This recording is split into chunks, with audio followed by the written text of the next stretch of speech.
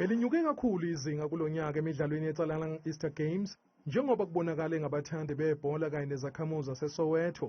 Indlela ebeziphume ngayo njengoba inkundla ibigcwele phama, kanti amaphoyisa omkhandlu waseGoli asebenze kanzima ukulawula izintuba ezingenela kule nkundla.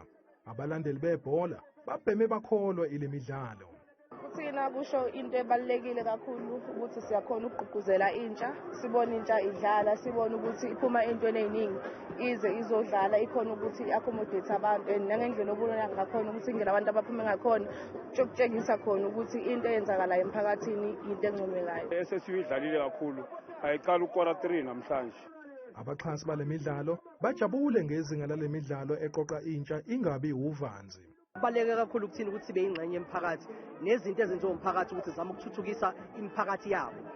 Besides ukuthi kudlalwa ibhola, ngiyokubona la elokishini kugcwele kune local economy eyenzakalayo, kunabantu abakwazi ukudayisa, abakwazi ukuthenga izinto, abakwazi ukuthi bahwebe ngendlela ezihlukahlukene. Uhlalo wale midlalo uSolomon Lushabane ubongele iqembu iSoweto Super United ngokuphinda linqoba umqhudelwano njengoba nyakenye lanqoba omunye umqhudelwano weTsalana. Sayibona SSU after score 3-0 kuyabonakala ukuthi ngathi bazoyithatha le ndebe and bayithatha losibili ngoba bayithatha nelast year. uLeshabane ubonge izakhamuzi zaseSoweto nabathandi bebhola ngokweseka le midlalo. Mina ngijabula kakhulu isupport yaseSoweto leyo bangisupporta kakhona. Sinama supporters from Tembisa, from Alex, from East Rand bafikile bazosupporta le tournament. Kubonisa ukuthi siyakhula nathi asimanga endaweni eyi-1.